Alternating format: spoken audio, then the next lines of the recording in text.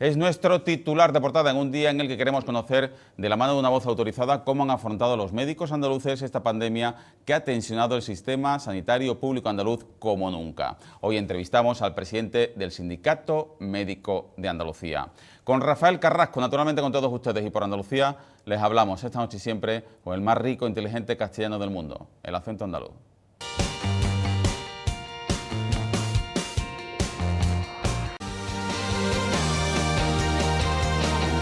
En unos minutos con dos de nuestros habituales tertulianos, analistas. Silvia Moreno, Periódico El Mundo, buenas noches. Hola, Fernando. Muchísimas gracias por acompañarnos. Igualmente, Dani Cela, el diario.es, buenas noches. Buenas noches, Fernando. Ahora hablamos con Dani Cela y con Silvia Moreno, vamos a analizar la actualidad, pero antes vamos a entrevistar a nuestro invitado esta noche, Rafael Carrasco, buenas noches. ¿Qué tal? Muy buenas noches. Rafael Carrasco es el presidente del Sindicato Médico de Andalucía. Lo primero, antes que nada, señor Carrasco, muchísimas gracias por atendernos. ¿Cómo se encuentra usted? Bien, afortunadamente bien, muchas gracias. ¿Y cómo ha llevado el confinamiento? Bueno, yo no he parado de trabajar, así que he salido de casa con cierta frecuencia y por tanto me ha sido más llevadero. Mi hijo, por ejemplo, que vive conmigo, que ha tenido que estar aquí encerrado, pues todo lo ha pasado peor que yo, como imagino que otros muchos ciudadanos porque no ha sido fácil. O sea, casi 3 meses encerrados en casa no es fácil de llevar. Pero ya digo, yo aquí también he sido un privilegiado y he podido moverme, con lo cual no soy un buen ejemplo de confinado.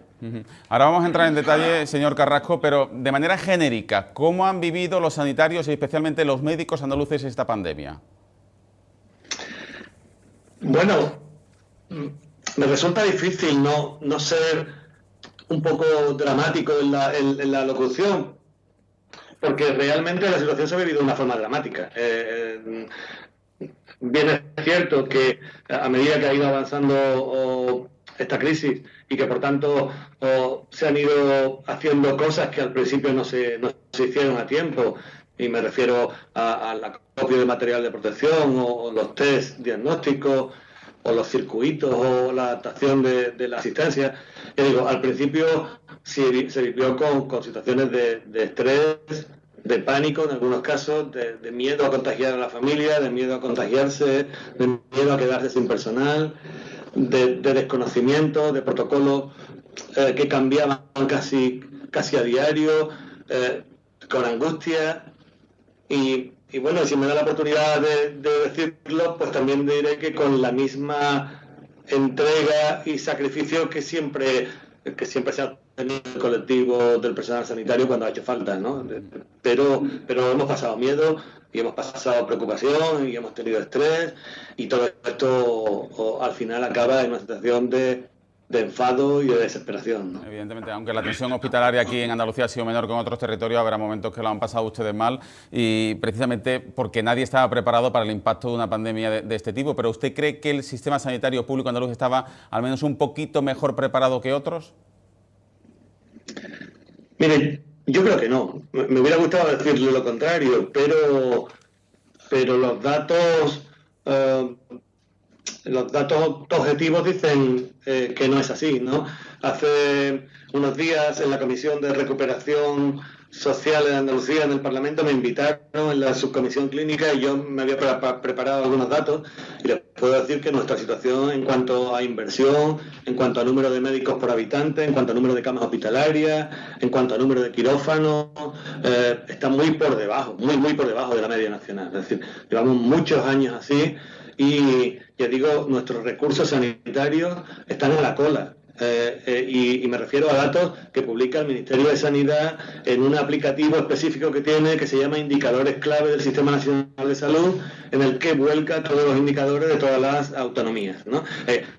Página web, ya digo, que carece de tinte político, porque además esos datos han estado volcándose ahí, gobierne quien gobierne y sea de la ideología que sea. Y en esos datos, ya digo, llevamos años figurando a la cola de todas las comunidades, ¿no? Prácticamente la última en muchos casos, ¿no?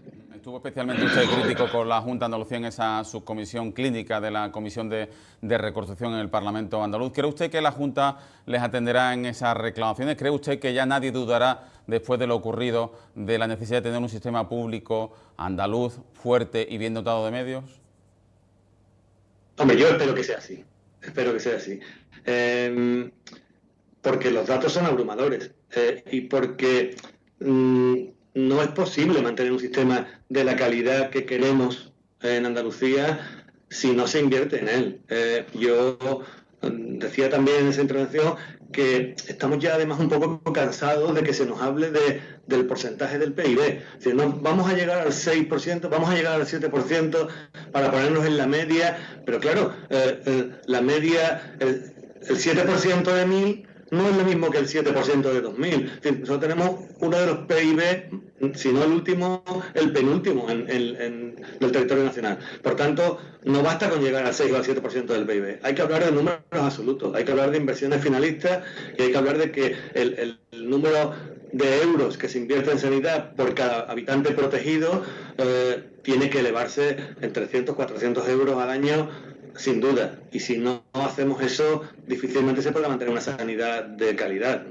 Una de las lecciones más dolorosas que nos ha dejado esta pandemia, lecciones sanitarias, es el elevado número de médicos, de sanitarios infectados por el coronavirus. ¿Cómo se explica, señor Carrasco, que Andalucía, con una menor tensión hospitalaria que otros territorios del país, ha tenido 10 puntos porcentuales más de contagios, no solo en médicos, sino en el resto de sanitarios? ¿No estamos preparados para proteger a nuestro personal sanitario? Bueno, es evidente que si lo estábamos no se ha actuado correctamente o no se ha actuado a tiempo. Otra vez más vuelvo a contestarle de la misma forma. Los números están ahí y hablan por sí solos. Es decir, como usted ha dicho, el número de contagiados ha sido muy superior al de otros territorios y esto nos indica que la protección llegó tarde y se distribuyó mal y se tomaron decisiones inadecuadas y que afortunadamente contábamos con una situación epidemiológica de privilegio, es decir, la situación que tenía Andalucía cuando el Estado decide decretar estado de alarma era realmente buena comparada con la existente en Madrid o en Barcelona, y eso nos ha salvado. Eso ha hecho que aquí se tomaran las medidas mucho más a tiempo que en otras comunidades. Pero luego, sin entrar en ver de quién es la responsabilidad, si el gobierno central, el autonómico, bueno, si quiere en un momento dado podemos entrar en eso, pero ya digo, sin entrar de momento en esas cuestiones, es evidente que la protección del profesional sanitario durante las primeras semanas, que fueron cruciales, fue pobre, fue insuficiente, se distribuyó mal, se dieron unas instrucciones que luego hubieron de ser corregidas continuamente, y esos primeros días provocaron una cadena de contagios del que luego nos ha costado semanas, meses recuperarnos, ¿no? Y que desembocó, como ha dicho, en un porcentaje de contagio muy por encima de lo esperable. ¿Quién cree, o si lo conoce, dígamelo abiertamente, quién cree usted que dio la orden en algunos hospitales de Sevilla y de Granada, concretamente en el Virgen Macarena de Sevilla, y creo que en el segundo hospital de Granada, para que no se usasen mascarillas en zonas comunes para no generar alarma innecesaria en la sociedad? ¿Quién pudo dar esa orden? Bueno, no quiero hablar de hechos que no presencié directamente y que de los que me han informado terceras personas, porque corro el riesgo de equivocarme. Lo que sí le puedo decir con seguridad es que hubo hospitales, el Macarena fue uno de ellos, en el que desde la dirección se transmitió, si no la orden, al menos la encarecida recomendación de que nadie circulara, ningún facultativo, ningún personal sanitario circulara por el recinto hospitalario fuera del área específica de COVID con mascarilla, para no crear esa alarma y para no crear esa alarma. Este tipo de instrucciones fueron nefastas. Bien, es verdad que los protocolos que hizo el Ministerio también eran malos y también contemplaba situaciones como esta, pero no se respondió a tiempo a las demandas de los profesionales, que al fin y al cabo éramos los que estábamos a pie de obra, los que conocíamos cómo esto se estaba moviendo, y el tiempo nos ha dado la razón que nuestras demandas eran razonables, ¿no? Y a estas peticiones nuestras algunas veces se nos respondió, bueno, pues con coacciones más o menos veladas para que no alarmáramos, e incluso se nos llegó a comunicar que alguna sanción podría haber si seguíamos por ese camino, ¿no? Por tanto, hubo un abordaje equivocado de la situación y una distribución también muy, muy irregular, ¿no? Hay anécdotas, y le digo una que conozco, no voy a decir dónde exactamente, pero que conozco a ciencia cierta, en la que llega un momento en el que un grupo de cirujanos, concretamente de traumatólogos, deciden que ya no entran en quirófano porque no tienen protección, ¿no? Y una vez que se plantan, en 15 o 20 minutos le suben la protección, ¿no? Es decir, no era ya tanto muchas veces falta de recursos como una forma de gestionarlo absolutamente inadecuada, en la que se intentaba hacer acopio de material para el futuro, olvidando que en el presente se estaban desprotegiendo, ¿no? ¿Es casualidad o causalidad que los dos directores gerentes del Virgen Macarena y el de Granada ya no sigan en sus puestos? ¿Adujeron razones personales? Bueno, seguro que usted sabe tan bien como yo que las divisiones por razones personales no suelen serlo. No tengo más datos. Sé que en algunos de estos casos había motivos de gestión suficientes como para que estas personas no mantuvieran su cargo, ¿no? Pero ya digo, oficialmente es una dimisión personal, por motivos personales. No tengo datos para opinar lo contrario, aunque coincido en que más que probable que no fuera ese el motivo, ¿no?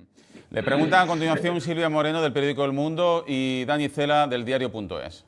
Señor Carrasco, muy buenas noches. El Partido Popular en campaña electoral prometió al colectivo de médicos y de sanitarios una equiparación salarial, porque es verdad que las nóminas de los sanitarios andaluces estaban muy por debajo de lo que se estaba cobrando en otras comunidades autónomas. Este asunto, ¿cómo va? ¿El Gobierno ha puesto ya el dinero sobre la mesa? ¿Se va a alcanzar la recuperación salarial? Precisamente ahora, con la crisis del coronavirus, hay una demanda también en la sociedad que en vez de estatua o homenaje, pues que se les retribuya mejor, que tengan un sueldo más acorde a la responsabilidad que han tenido.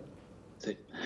Bueno, no, hasta el momento actual no ha habido nada. Bueno, hace unos días se anunció una pequeña subida del precio de la guardia, pero esta subida ya estaba pactada en noviembre y debía de haberse aplicado en enero del 2020, ¿no? Por tanto, bueno, nos alegramos mucho de que esta subida haya llegado ahora y que se haga con carácter retroactivo, pero no es una medida que se haya tomado ahora como recompensa o como un agradecimiento en absoluto. Es decir, la subida de la guardia estaba ya pactada, ya digo, se modificaron los presupuestos generales de la Junta de Andalucía para el 2020 y se cambió alguna partida para incluir esta partida cuyo final era el aumento del precio de la guardia, el aumento de un tercio de la diferencia con la media nacional, es decir, con la media nacional que había en el 2019 o 18. Es decir, que este es un pequeñito aumento, que ya digo, bienvenido sea, pero que no ha supuesto ninguna gratificación en absoluto, sino el cumplimiento de un compromiso que ya se estableció al hacer los presupuestos generales de la Junta, ¿no? Aparte de eso, no tenemos ninguna noticia. Bien, es verdad que la Administración en algún momento, tanto a nosotros como a los medios de comunicación, ha dicho que estaba estudiando alguna medida, que tal, pero al margen de los rumores no hay nada. Sabemos que en otras comunidades, Cataluña, si no recuerdo mal, fue la última que lo anunció, sí que se ha propuesto una gratificación COVID, que le llaman. Aquí no tenemos noticias de momento ni de gratificaciones COVID, que estaría muy bien, pero que no son lo más importante. Para nosotros, las cuestiones coyunturales, bienvenidas sean, pero nosotros queremos reformas estructurales, es decir, queremos que nuestros salarios se equiparen al del resto y no que ahora nos den una paga. Ya digo, si bien estupendo, pero no es ese el objetivo nuestro, ¿no? El viernes se reúne, por cierto, con el presidente, ¿no? ¿Perdón? El viernes se reúne precisamente con el presidente Moreno para hablar de ello, ¿no? Hace escasamente unas horas me ha llegado un mail invitándome a una reunión en San Telmo para hablar de la atención médica, de la sanidad pública, en el que ha anunciado su presencia el presidente de la Junta y el consejero. Así que sí, le puedo decir que todavía no sé nada más que un mail que me acaba de llegar con la invitación y poco más. Pero efectivamente nos han citado para el viernes. Señor Carrasco, yo quería preguntarle, uno de los grandes problemas de esta pandemia es que el virus siempre ha ido por delante del sistema sanitario. Ahora, en la nueva fase, vemos que hay mucho más espacio en los centros hospitalarios, en las UCI, está todo mucho más relajado y las administraciones sanitarias señalan que van a jugar un papel más importante en esta fase de desescalada los centros de atención primaria. A mí me gustaría saber, porque hemos leído varias informaciones de cierres de ambulatorios, de centros de atención primaria. Quería saber desde su sindicato cómo ven el papel que deben jugar estos centros de salud y si tiene algún sentido que en este momento haya cierres como los que se han anunciado.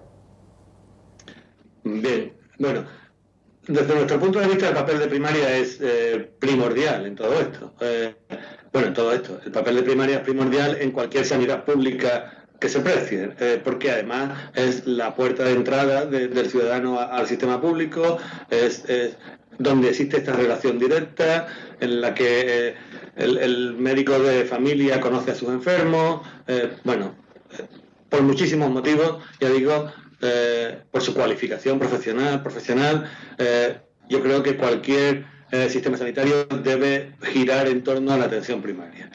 Y el caso de esta pandemia no es distinto. Es decir, yo creo que para hacer un buen control de lo que vaya a pasar a partir de ahora, ese control debe de partir de la atención primaria. Pero claro, la atención primaria, como nos han oído decir decenas de veces, estaba en una situación crítica. Hace un año, por estas fechas, nuestra organización estaba continuamente poniendo el grito en el cielo y alarmado de la situación que se nos venía encima en el verano del 2019, ya lo digo, por la falta de médicos para contratar, por la falta de la cobertura de baja, la cobertura de vacaciones. Bien, esa situación, como le digo, de la que nos quejábamos en el 2019, ahora se ve agravada por una situación nueva, grave, como ha sido esto, que requiere unos esfuerzos importantes y un aumento de recursos, y tenemos dudas de cómo va a acabar todo esto. Desde nuestro punto de vista, creemos que la atención primaria no está siendo reforzada todo lo que debiera en absoluto, que seguimos con pocos contratos, que sigue habiendo puestos de trabajo que no se cubren y que en algunos casos, encima, además de todo esto, se cierran centros o se cierran jornadas, que viene a ser lo mismo, ¿no? Por tanto, es preocupante. Desconozco ahora mismo cuál es el plan concreto que la Junta tiene prevista para compaginar este periodo de vacaciones con esta situación de alerta que seguimos manteniendo. No tenemos los datos de cuáles son las previsiones de centros que se van a cerrar. Sí sabemos que se han hecho ofertas para médicos de familia para contratarlos, pero nos encontramos con el otro gran problema que tenemos en nuestra tierra, y es que ya lo comentábamos en muchas ocasiones, los médicos, como cualquier otra profesión, cuando tienen la opción de elegir, eligen la opción laboral mejor retribuida y con mejores condiciones. Y aquí en Andalucía siguen quedando muchos puestos sin cubrir porque sigue existiendo un éxodo de médicos a otras comunidades, a la privada o a otros sitios, ¿no? Así que mucho me temo que esta situación en verano no va a ser fácil. Ojalá que las temperaturas y la evolución de la pandemia sea la que todos queremos que sea y no haya situaciones complicadas, ¿no?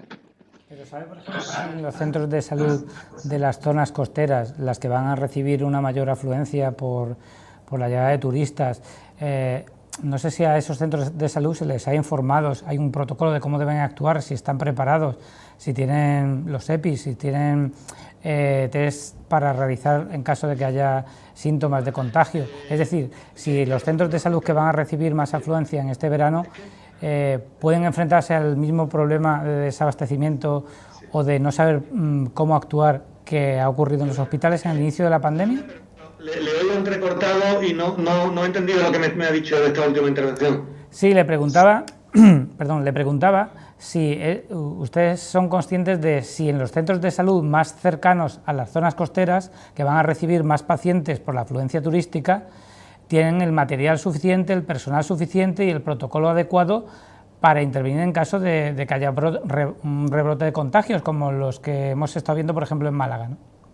Sí, bueno, hombre, la situación ahora no es la que era el 13 de marzo, ¿no? Es verdad que ahora los materiales de protección existen en un número suficiente y que poco a poco se han ido haciendo acopios de stocks y yo creo que ahora mismo la situación, ya digo, en cuanto a materiales de protección o en cuanto a test, es muy favorable, desde luego muchísimo más favorable que la que teníamos al principio de la crisis, ¿no? Y de hecho nos consta que en la mayoría de los centros de salud ya se ha establecido los procedimientos y los protocolos para que se puedan hacer las pruebas PCR sobre la marcha a los pacientes que están llegando y los procedimientos están más establecidos y mejor diseñados, ¿no?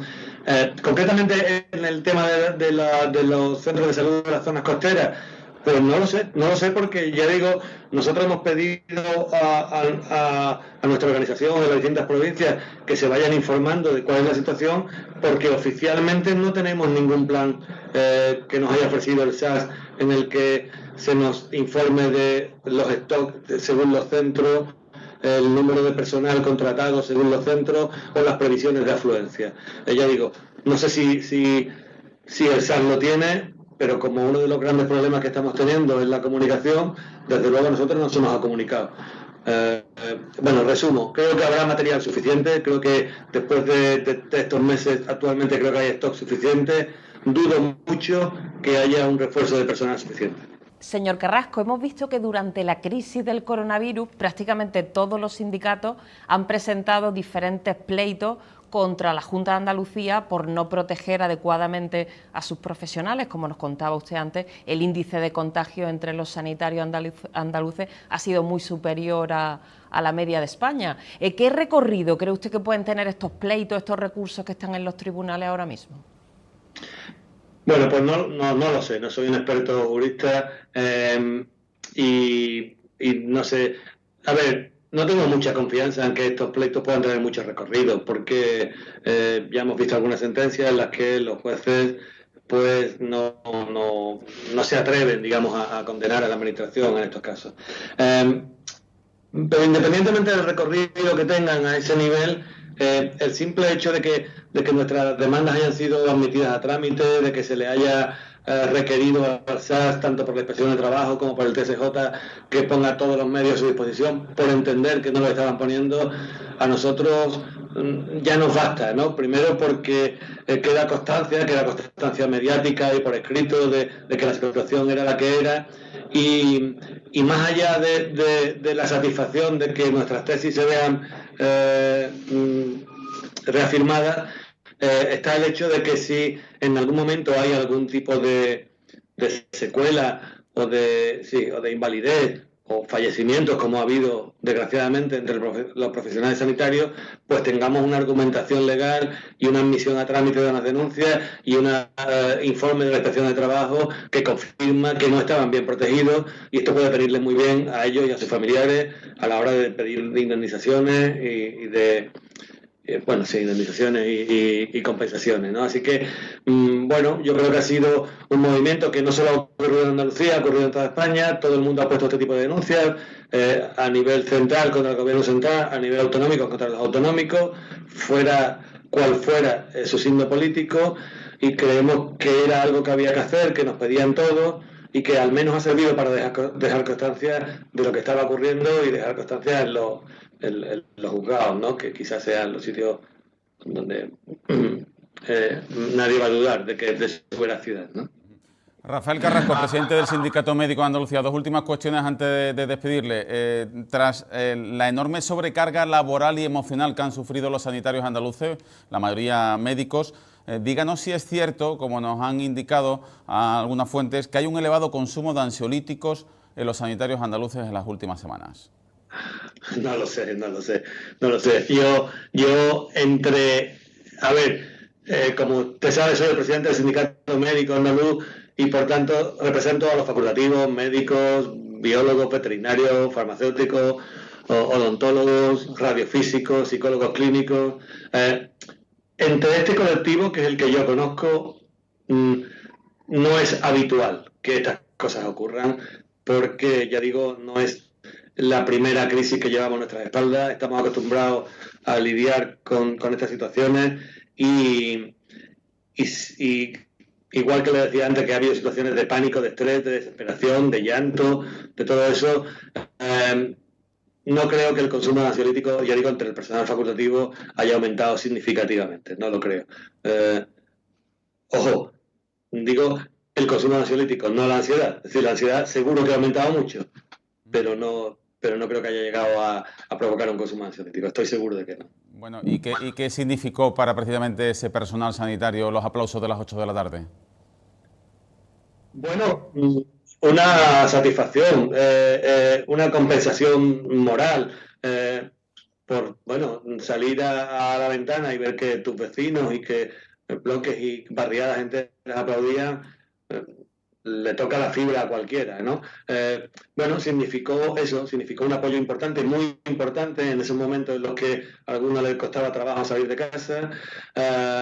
Agradecemos mucho eso que ocurrió, como agradecemos mucho también la disciplina de la población durante todos estos meses, que han sido los artífices de este control del virus, y esperemos que no tengan que volver a repetirse, porque esta situación no vuelva a darse, ¿no? Yo creo que no, yo creo que los rebrotes que los habrá no nos van a coger en la situación que estábamos, ya digo, a principios de marzo, y que por tanto estos brotes que está habiendo se irán controlando, ojalá no me equivoque, y la situación no llegará a ser como la de antes. Ojalá sea así. Rafael Carrasco, presidente del Sindicato Médico de Andalucía, muchísimas gracias por atendernos. Buenas noches, mucha suerte y cuídese mucho. Muchas gracias, buenas noches, igualmente. Pues Rafael Carrasco, el presidente del Sindicato Médico de Andalucía, que nos ha atendido esta noche y nos ha contado un poco cómo han vivido la experiencia de la pandemia durante los últimos 3 meses.